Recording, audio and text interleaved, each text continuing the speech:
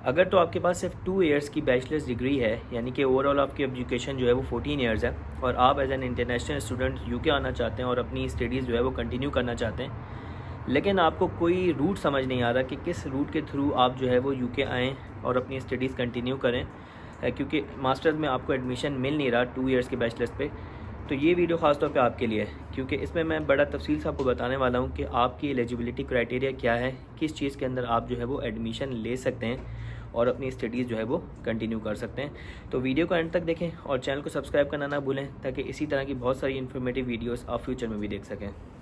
अस्सलाम वालेकुम, याज़ डेली में खुशामदीद। उम्मीद करता हूँ आप सब खैरियत से होंगे। पाकिस्तान, इंडिया, श्रीलंका और बांग्लादेश, इस तरह की जितनी भी कंट्रीज़ हैं, यहाँ पर आज भी 2 ईयर्स की बैचलर्स डिग्री जो है वो दी जाती है। अब अगर मैं एग्ज़ाम्पल दूँ आपको कि कराची यूनिवर्सिटी में 2 साल पहले तक भी 2 साल की बैचलर्स डिग्री जो है वो दी जाती थी। अब बात यह है कि बच्चे बहुत सारे ऐसे होते हैं जो कि अपनी फाइनेंशियल सिचुएशन और अपने बहुत सारे डिफरेंट प्रॉब्लम्स की वजह से अपनी स्टडीज़ कंटिन्यू नहीं कर पाते, और 2 साल में उनको अपनी स्टडीज़ जो है वो डिसकंटिन्यू करनी पड़ जाती है और वो अपनी जॉब्स की तरफ आ जाते हैं और दूसरे मसलों मसाइल में लग जाते हैं। अब अगर वो चाहते हैं कि फ़र्दर अपनी स्टडीज़ को कंटिन्यू करें, एज एन इंटरनेशनल स्टूडेंट कहीं पर अप्लाई करें, तो उनको कहीं पर जो है वो एडमिशन मास्टर्स में नहीं मिल रहा होता। क्यों? क्योंकि 2 साल की डिग्री को एज अ बैचलर्स डिग्री जो है वो इंटरनेशनली कंसिडर नहीं किया जाता। अब बात यह है कि ऐसे में बच्चे अब क्या करेंगे, किस तरीके से वो एलिजिबल होंगे, तो इसके हवाले से मैं आपको बड़ी डिटेल में आज बताने वाला हूँ। किस बारे में? वो है टॉप अप ईयर के बारे में। अब टॉप अप ईयर बेसिकली क्या है? टॉप अप ईयर जो होता है वो उन बच्चों के लिए होता है जिन्होंने 2 साल की बैचलर्स डिग्री की होती है।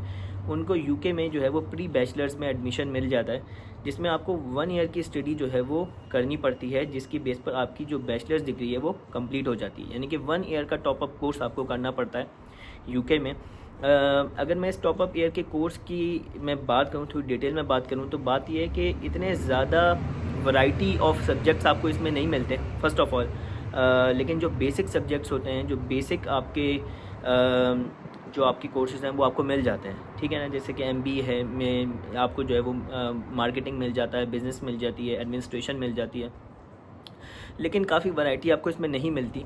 लेकिन एक चीज़ और भी बड़ी इंपॉर्टेंट है इसके अंदर, वो ये कि टॉप अप कोर्स के लिए आपको वही कोर्स आपके लिए आप एलिजिबल होते हो जिसमें आपकी 2 साल की स्टडी होती है।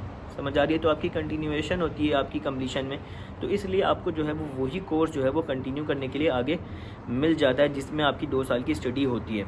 अब ज़रा बात कर लेते हैं कि अगर आप एलिजिबल हो जाते हैं टॉप अप कोर्स के लिए, तो अब बाकी चीज़ें क्या चीज़ें जो होंगी वो सबसे इम्पोर्टेंट जो है वो आपकी इंग्लिश लैंग्वेज जो है वो आपको शो करनी पड़ेगी, यानी कि आइल्स या फिर PTE आपको जो है वो यूनिवर्सिटी को लाजमी देना पड़ेगा। इसके साथ साथ अगर मैं फ़ीसेस की बात करूँ, तो फ़ीस जो होती है वो नॉर्मली आजकल यूके में जो है वो 12 से 15,000 पाउंड जो है वो 12 to 15,000 पाउंड जो है वो चल रही है पर ईयर। तो यही जो होगी वो फ़ीस आपके ऊपर एलिजिबल होगी टॉप अप ईयर कोर्स के लिए। अच्छा, इसके बाद जो सबसे बड़ा सवाल पैदा होता है वो ये कि अगर हम टॉप अप ईयर कोर्स के लिए आ जाते हैं, उसके बाद क्या हम PSW के लिए एलिजिबल होंगे या नहीं होंगे? ये एक बहुत बड़ा सवाल है, क्योंकि अगर आप PSW के लिए एलिजिबल नहीं होते तो फिर कोई ख़ास मकसद आपका समझ नहीं आता यूके आने का। तो एक चीज़ मैं आपको बताऊं कि अगर तो आप टॉप अप ईयर का कोर्स कर लेते हैं और उसके बाद आपको बैचलर्स की प्रॉपर डिग्री मिल जाती है उस यूनिवर्सिटी से, बहुत सारी यूनिवर्सिटीज़ करवाती हैं, जिसमें university of Hertfordshire, university of Bedfordshire और यूनिवर्सिटी ऑफ ग्रीनिच है, यूनिवर्सिटी ऑफ लंदन है। ये सारी यूनिवर्सिटीज़ जो हैं वो टॉप अप कोर्सेज़ कराती हैं, तो वो end of the top up year course आपको ग्रेजुएशन की डिग्री जो है वो दे देती हैं।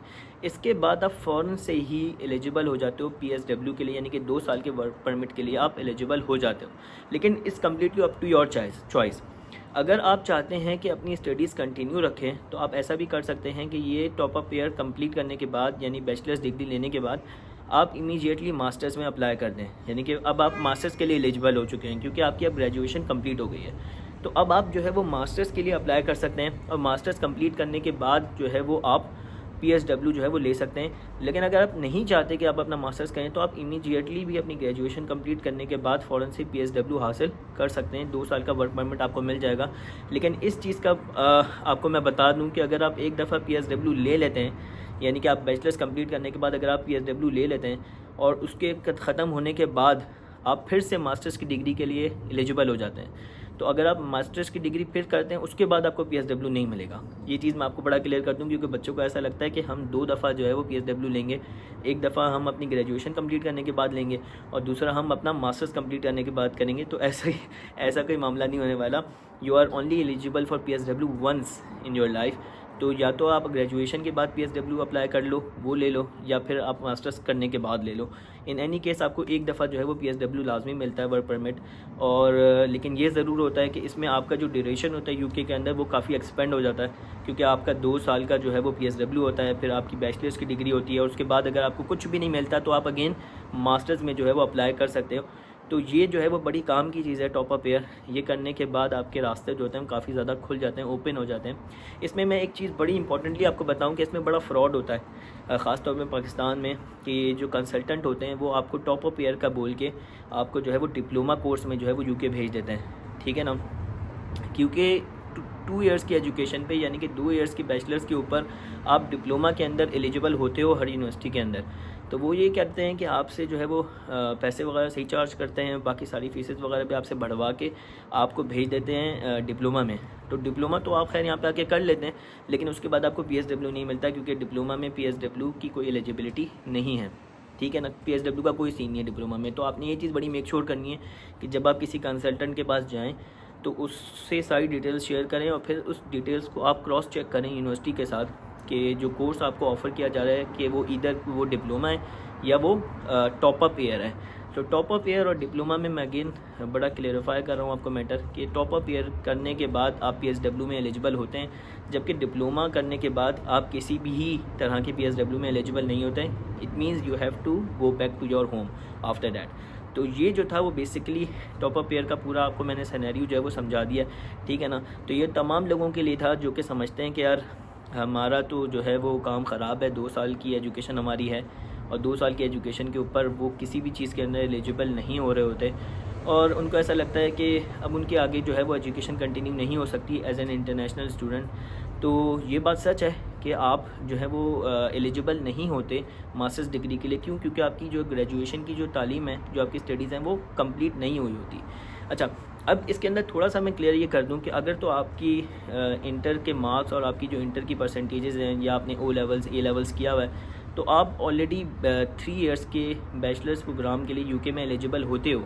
आप ऑलरेडी एलिजिबल होते हो, आप यहाँ पर आओ 3 इयर्स का बैचलर्स करो, ये तो एक नॉर्मल रूटीन है। ये जो मैंने टॉप अप ईयर आपको बताया, ये बेसिकली मैंने उन लोगों के लिए बताया जो कि सिर्फ 2 इयर्स में अपनी डिग्री लेके यूनिवर्सिटी से अपना एडमिशन कैंसिल करवा देते हैं, या वो फर्दर स्टडीज़ नहीं करते, अब उनके पास सिर्फ 2 इयर्स की जो होती है वो डिग्री होती है। तो ये थी भाइयों आज की वीडियो टॉप अप ईयर से रिलेटेड। उम्मीद करता हूँ आपको पसंद आई होगी, और अगर इससे रिलेटेड कोई भी आपका कंसर्न है जो कि इस वीडियो में मैं क्लियर नहीं कर सका, तो लाजमी कमेंट बॉक्स ओपन है, सवाल पूछिए, मैं कोशिश करूँगा एज सून एज़ पॉसिबल आपको उसका जवाब दूँ। यहीं से दीजिए आज दिलू को इजाज़त, मिलते हैं किसी और वीडियो में। ना बहुत ख्याल रखिएगा, खुदा हाफिज़।